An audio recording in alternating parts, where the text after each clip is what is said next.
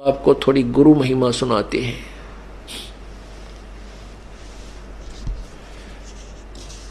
पुण्यात्माओं, आप प्रतिदिन पढ़ते हो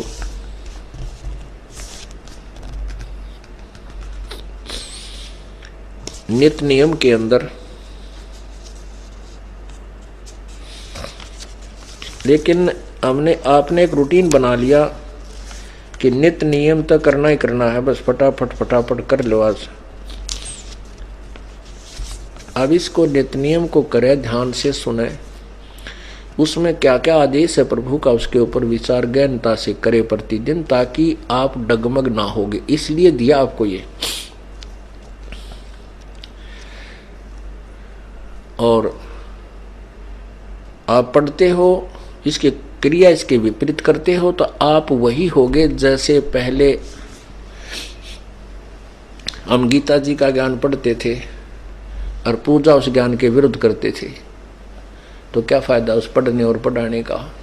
उस नित्य नियम की क्या फायदा हुआ नित्य नियम का? ये आपको जो भक्ति बोध में वाणी बताई है, इनके अनुसार अपना जीवन भी आपने सुचारू रखना है। तो क्या बताया है? दंडवतम गोविंद गुरु बंधु अविजन सोए, पहले बहे प्रणाम तिन नमो जो आगे होए। गुरु को कीजे दंडवत कोटि कोट प्रणाम, कीट न जाने भृंग को यूं गुरु कर हैं आप समान।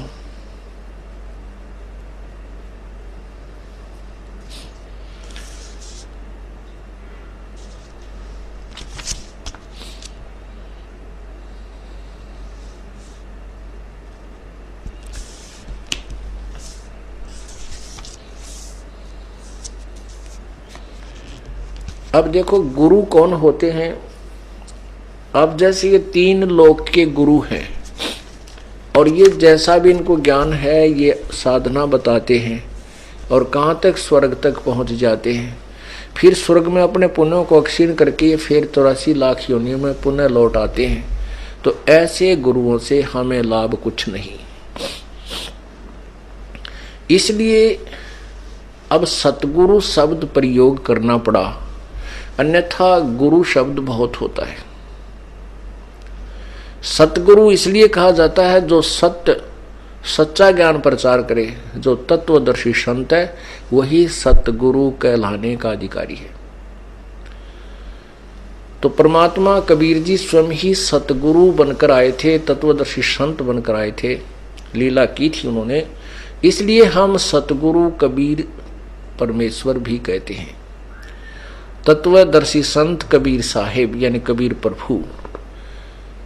तो यहाँ क्या बताया है कि और सतगुरु के स्थान पर फिर गुरु शब्द इसलिए प्रयोग करते हैं कि ये गुरु ही नहीं है जो इनकम्प्लीट नॉलेज रखते हैं। मास्टर वही होता है, गुरु वही होता है जो कंप्लीट नॉलेज रखता है। इसलिए गुरु शब्द ही बहुत है, लेकिन ये गुरु नकली अपने फीत लगा ली, इसलिए सतगुरु कहना पड़ा जो सच्चा ज्ञान बतावे।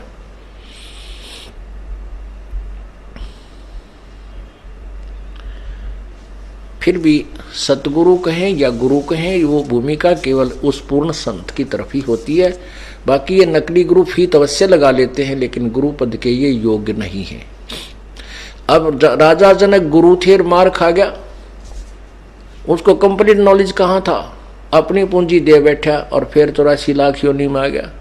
फिर वो परमेश्वर कितने दयालु हैं कबीर परमेश्वर, उसी प्यारी आत्मा के साथ कहाँ पहुंचे? पंजाब में,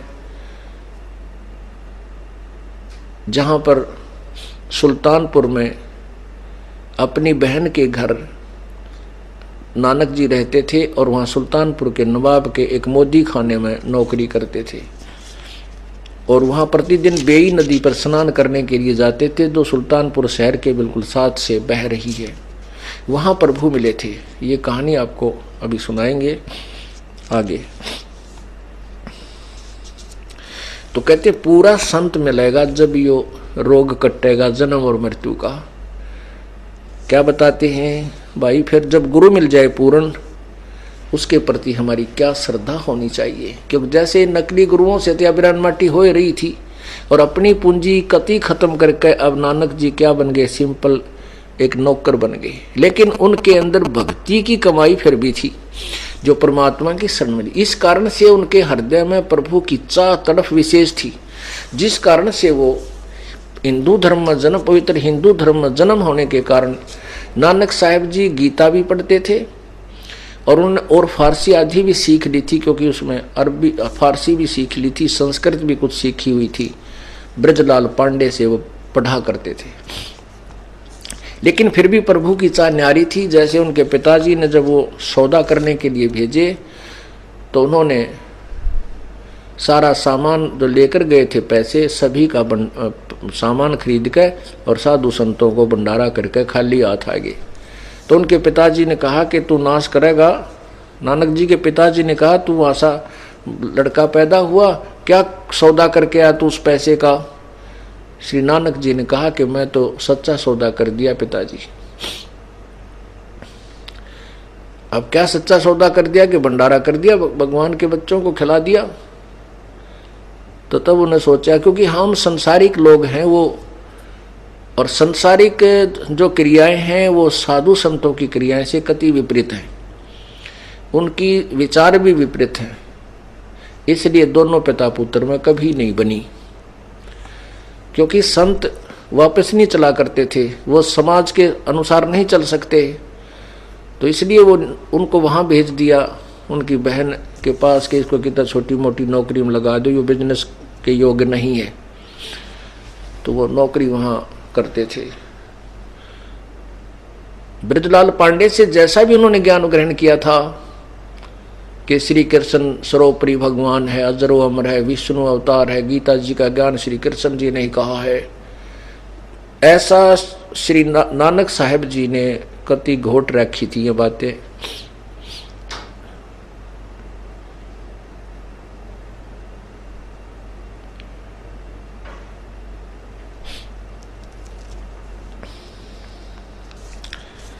अब आपको ये कथा पहले सुनाता हूँ, उसके बाद ये गुरु महिमा कुछ अंश सुना देंगे। पुण्यात्माओं, नानक साहिब जी का जन्म सन 1469 और परमेश्वर कबीर जी का प्रगट होना, प्रगट दिवस यानी प्राकट्य सन 1398 से सन 1518 तक, और नानक जी सन 1469 में उनका जन्म हुआ। तो इससे सिद्ध है कि नानक साहब और कबीर साहब समकालीन थे। समकालीन मीन एक ही समय में पैरेलल उनका जीवन रहा है।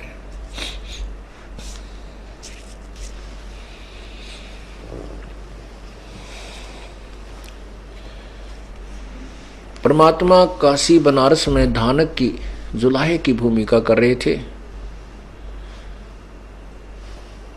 और कहते हैं, गोता मारूं स्वर्ग में जा बैठूं पाताले, गरीबदास ढूंढता फिरूं अपने हीरे मोती लाल। कबीर परमात्मा गरीबदास जी को बता रहे थे कि बेटा मैं अपने हीरे मोती माणिक इनको ढूंढता फिरता हूँ, गोता मारूं स्वर्ग में और फिर जा बैठूं पाताल, सब लोगों में 1 सेकंड में पहुंच जाता हूँ और अपनी प्यारी आत्माओं को ढूंढ ढूंढ कर उनको अपने बारे में ज्ञान समझाता हूँ।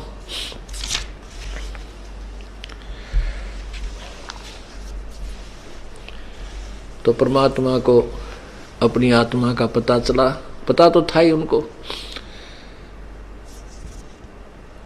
नानक साहब जी सुल्तानपुर के नवाब के यहाँ नौकरी करते थे मोदी खाने में, और प्रतिदिन बेई नदी के ऊपर स्नान करने जाया करते थे और वहीं बैठकर कुछ देर अपनी साधना भी करते थे, जैसा भी उसने गीता का ज्ञान ब्रजलाल पांडे से जो उन्होंने पढ़ा सुना था। एक दिन परमात्मा कबीर परमेश्वर वहां प्रगट हुए थोड़ी सी दूरी पर, और एक जिंदा महात्मा के रूप में,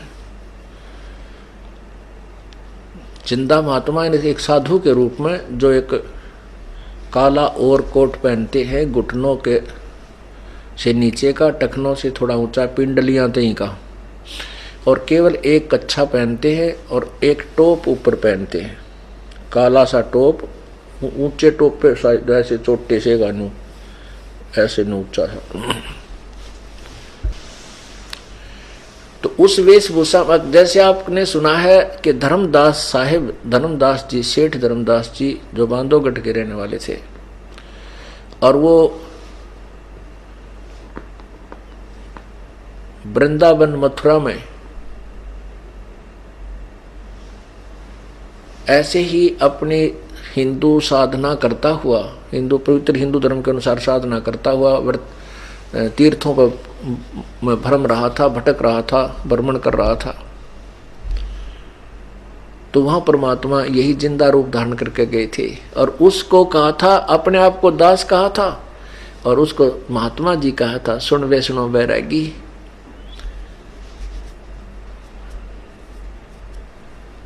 ऐसे ही अगर सीधा जाकर भगवान कह दे तो कोई सुने को नहीं, क्योंकि काल के द्वारा हम इतने भ्रमित हैं। तो वहां जाकर के परमात्मा ने एक दास की भूमिका की नानक साहिब के सामने। नानक जी वहां बैठे थे, स्नान करके, पहली बार जब परमेश्वर गए तो स्नान करके वो अन्य भक्तों के पास बैठे, यानी वहां बैठे कुछ अपना साधनासी कर रहे थे, जो भी उसको क्रिया बता रखी थी। तो परमात्मा जाकर के नानक जी के पास थोड़ी सी दूरी पर विराजमान हो गए और उसको राम राम सलाम वालेकुम जो भी कहा उच्चारण किया।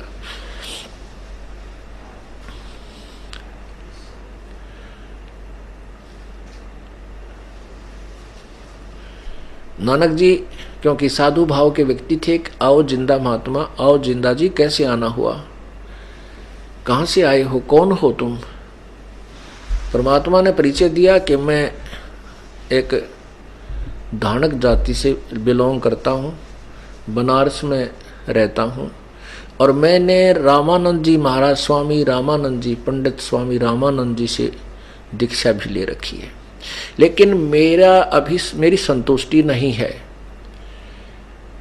मुझे ज्ञान प्राप्त पूरा नहीं हुआ, पूर्ण मोक्ष मार्ग मुझे चाहिए। उसके लिए मैं जगह जगह साधु संतों के बारे में घूम भटक रहा हूँ। इस क्षेत्र में आया तो आपके बारे में मुझे सुना कि आप बड़े त्यागी वैरागी हैं, आपने ऐसे ऐसे, आपके पिताजी ने आपको सौदा करने के लिए भेजा था, आपने उस पैसे का ही भंडारा कर दिया, आप तो बड़े महान आत्मा हो, आप महापुरुष हो। आपकी महिमा सुनकर वहां जनसाधारण से मैं आपके पास अपने कल्याणार्थ आया हूं। अब नानक जी कहने लगे कि जिससे कोई ज्ञान लेता है उसको गुरु बनाया जाता है। परमात्मा बोले कि मुझे तो ज्ञान की आवश्यकता है, कल्याण चाहिए, मैं आपको अपना गुरु धारण कर लूंगा। अब नानक जी कहने लगे कि सुन जिंदा, जो साधना तो मुसलमान धर्म में करते हो ये ठीक नहीं है। श्री कृष्ण जी सुप्रीम पावर हैं, श्री कृष्ण जी के बराबर इस पृथ्वी पर कोई नहीं है। ब्रह्मा विष्णु महेश ये एक ही शक्ति है, विष्णु अवतार ही श्री कृष्ण रूप में आए थे और इन्होंने ये अजरो अमर है, इनके कोई माता पिता नहीं है, सर्वश्रेष्ठी रचनार है सारे। ये ऐसे ऐसे पूरी जो भी हो गया सापिटा ज्ञान उन्होंने सुन रखा था, हम जैसा हम हिंदुओं ने सुन रखा था वही उन्हें पांड्या ने उस प्यारी आत्मा को सुना रखा था, वही उन्होंने ग्रहण किया हुआ था। क्योंकि नानक जी का पवित्र हिंदू धर्म जन्म होने के कारण और परमात्मा में आस्था होने के कारण अधिक रुचि थी श्री गीता जी के अंदर। तो फिर जैसा भी उसने ज्ञान प्राप्त था नानक जी को, वो परमात्मा को सुनाने लगे, जिंदा महात्मा को, कि प्रतिदिन गीता जी का पाठ करना चाहिए, इसके अंदर वो रहस्य, गुड रहस्य है, इसके अनुसार ये जाप पाठ करने से मोक्ष हो जाता है। अब परमात्मा ने कहा कि नानक जी मैं आपसे कुछ प्रश्न कर सकता हूँ। नानक जी बोले खूब करो प्रश्न। जब उनकी ये वार्ता होने लगी तो 20-30 जो वहाँ के भगत स्नान करने जाते थे, सैर सपट्टा करने जाते थे, वह भी बैठ गए। अब भाई कुछ ज्ञान चर्चा शुरू होगी इनकी। अब नानक जी को परमात्मा ने कहा कि आप बताइए गीता जी का ज्ञान किसने कहा? नानक जी ने तपाक से उत्तर दिया कि ये तो श्री कृष्ण जी ने कहा। महाभारत का युद्ध होने जा रहा था, अर्जुन को युद्ध करने से मना करा था। तो परमात्मा ने कहा ठीक है, श्री कृष्ण जी ने गीता का ज्ञान कहा और आप कहते हो श्री कृष्ण जी अजरो अमर है, इनका जन्म मृत्यु होता ही नहीं, ये तो सारी सृष्टि के रचनहार हैं। परमात्मा नानक जी ने कहा कि इसमें कोई शंका है आपको? परमात्मा बोले जिंदा रूप में कि नहीं, शंका नहीं, मैं प्रार्थना कर रहा हूं कि जैसे गीता जी अध्याय नंबर 2 के श्लोक नंबर 12 में कहा है कि अर्जुन तेरे और मेरे बहुत जन्म हो चुके हैं, ये मत समझे कि ये तू और मैं और ये राजा लोग वर्तमान में ही हैं, तू और मैं और ये सब पहले भी जन्मे थे, आगे भी जन्मते रहेंगे। गीता जी के अध्याय नंबर 2 के श्लोक नंबर 17 में कहा है कि अविनाशी तो उसको जान जिसके मारने में कोई भी सक्षम नहीं है और जिससे पूरे संसार की सृष्टि की उत्पत्ति हुई है। गीता जी अध्याय नंबर 4 के श्लोक नंबर 5 में गीता ज्ञान दाता यानी आप जिसको श्री कृष्ण कह रहे हो, श्री कृष्ण मान लेते हैं थोड़ी देर के लिए। वैसे तो गीता जी का ज्ञान किसने कहा वो तो बाद में बताऊंगा। तो चौथे अध्याय के 5वें श्लोक में कहा है कि अर्जुन तेरे और मेरे बहुत जन्म हो चुके हैं, तू नहीं जानता मैं जानता। तो क्या ये अविनाशी हैं? अब नानक जी समझ गए भाइयों, तो बात बिगाड़ेगा कुछ। फिर परमात्मा ने आगे बताया कि सुनो, गीता जी के अध्याय नंबर 18 के श्लोक नंबर 62 में कहा कि अर्जुन तू सर्वभाव से उस परमेश्वर की शरण में जा जिसकी कृपा से तू परम शांति और शाश्वत स्थान यानी सदा रहने वाले सचखंड को प्राप्त होगा, सत्यलोक को प्राप्त होगा।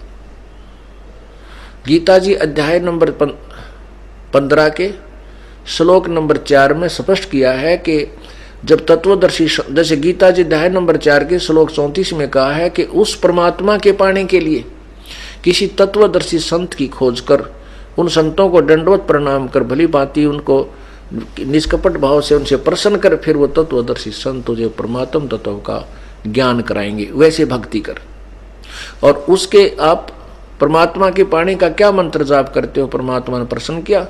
नानक जी ने कहा कि मैं ओम भगवते वासुदेव नमः, ओम वासुदेव भगवते नमः। परमात्मा ने कहा ये ज्ञान कहाँ लिखा है? अब गीता पढ़ा करते थे तो भी नहीं पता था। तो कहते हैं परमात्मा ने कहा कि गीता जी के अध्याय नंबर 8 के मंत्र 13 में गीता ज्ञान दाता कहता मेरा तो केवल एक ओम मंत्र, इसका करना भागवते नमः ना कोई वासुदेव नमः, ओनली ओम।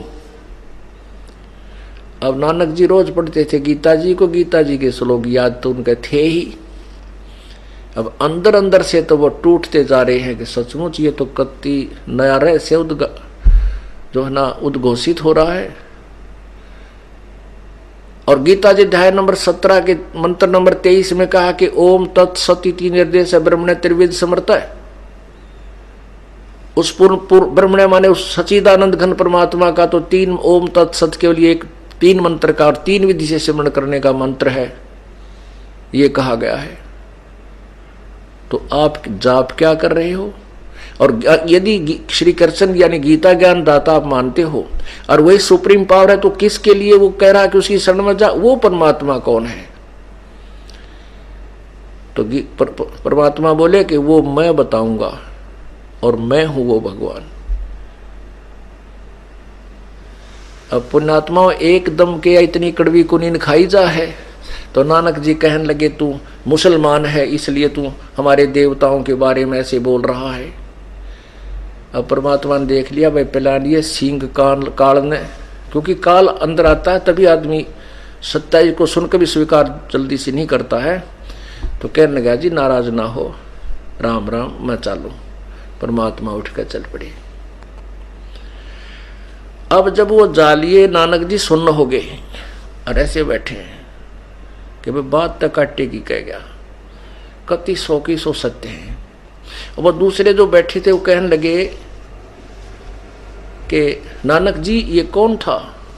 अब नानक जी उस समय तो कुपित थे, कहने लगे ये दान का, काशी का रहने वाला, हमारे भगवानों के बारे में पता नहीं क्या बोल रहा था। और कहता है रामकृष्ण तो नासवान है। और देखा ना, चला गया उठ के। जब मैंने इसको ताड़ा, अब ये मन है ना जब तक है भी, तब तक ये बकवाद ही करता है। जब आत्मा उभर जाएगी वो कति नरम हो जाएगा। या आत्मा नम्र है और यू काल सुख की जो है ना, इसको अक्कड़ पैदा करता है इसका नाश कराने के लिए। और अहंकार जीव का सबसे बड़ा शत्रु है। तो नानक जी अंदर से टूट चुका था, नौकरी पर भी गया, सारी रात चिंतन करता रहा, भाई ये बात तो काटे की है। गीता जी को खोलकर पढ़ रहा है, देख रहा है, जो की तो बातें सारी स्पष्ट है कि वो भगवान है कौन। फिर अंदर से प्रार्थना करता है, हे रब्बा एक बार उस संत को फिर भेज दे मेरे पास। परमात्मा चरण छू लूँ, पकड़ लूंगा उससे पूरी डिस्कस करूंगा, मैं उसके साथ कोई विरोध नहीं करूंगा। अंदर से कई महीनों तक, 6 महीने तक ऐसे तड़फते रहे, रोते रहे। और जो साधना करते थे वो करने को मन कति नहीं करे। परमात्मा अंतर्यामी है, परमेश्वर फिर प्रकट हो गए कि अब यो लोहा गर्म हो लिया। 6 महीने के बाद परमात्मा फिर गए उसी स्थान पर। वो स्नान करने के लिए तैयारी कर रहे थे नानक जी, और 2 नौकर थे, वो उनके कपड़े लिए खड़े थे। और नानक जी स्नान करने के सतिथि में और दरिया में प्रवेश करने ही वाले थे। तब उस दिन परमात्मा ने ऐसी लीला की कि उस दिन केवल वो नानक जी को दिखाई दे रहे, अन्य किसी को नहीं। जब परमात्मा उसी जिंदा महात्मा में रह गए 10 फुट और नानक जी की दृष्टि पड़ी कि वो तो आ गया वही, यूं का यूं एक अपने सिंपल कच्छे में जो स्नान के लिए तैयारी कर रहे थे, जो कहते उस महात्मा की तरफ चल पड़ा और खड़े खड़े बातें करने लगे। प्रणाम हुआ। अब और जो दर्शक नहा रहे थे या वो नौकर देख रहे हैं कि नानक जी इधर जाके किससे बातें कर रहा है, सब खड़े खड़े देख रहे। तो वो जो ग्रामीण नगर के लोग थे उन कहने लगे ये भगत है, और ये भगत इतने बावड़े होते आप बोलिया करें, बता नहीं कि जंतर मंत्र करता होगा, तुम अपना नावर चलो। अब उधर से वो नानक जी और कबीर जी की वार्ता फिर शुरू होती है। परमात्मा कहते हैं कि हे नानक जी, मुझ दास से उस दिन कोई गलती होगी हो तो क्षमा याचना करने आया हूं मैं ताप से।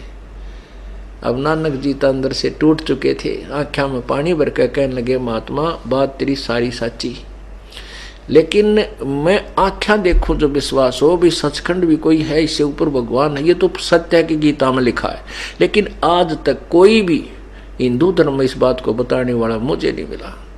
और आपकी बात अविश्वसनीय नहीं है, लेकिन मैं विश्वास कैसे करूं, कोई किसी ने आज तक मुझे बताया नहीं। मैं आपके उस सचखंड को देखूं और उस रब ने देखूं, जब मेरा विश्वास दृढ़ हो तब मानूं तेरी बात है। अब ये मन के जलती सी पीछा छोड़ रहे हैं। कहने लगे नानक जी कि मैं इस दरिया में छलांग लगाऊंगा और तू मुझे ढूंढ दे तो मैं तेरे को शक्तिशाली मानूंगा। परमात्मा बोले, परमात्मा ने वैसे ये कहा कि ये कोई परीक्षण नहीं होता प्रभु का, शक्तिशाली का या विद्वान का, फिर भी ले आपकी मौज है, लगाओ छलांग। अब जो ही उन्हें छलांग लगाई, परमात्मा ने नानक जी का मछली रूप धारण कर दिया और अपस्ट्रीम में ले गए उसको।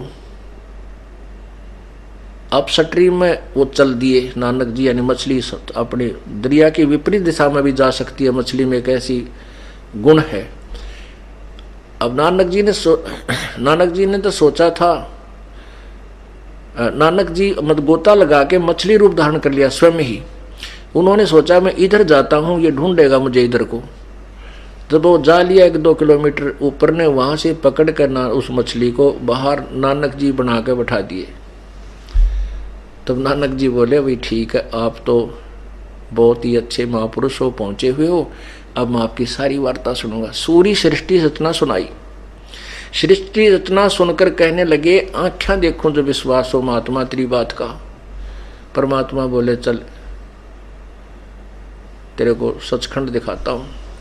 उनके शरीर को ऐसे स्थान पर सुरक्षित रख दिया कि कोई पक्षी वक्षी या कुछ जंगली जानवर ना खराब करे, और आत्मा को निकाल कर परमात्मा ऊपर के सब सचखंड वगैरह दिखाए, यहाँ के लोग दिखाए, ब्रह्मा विष्णु महेश के स्थान दिखाए। जैसे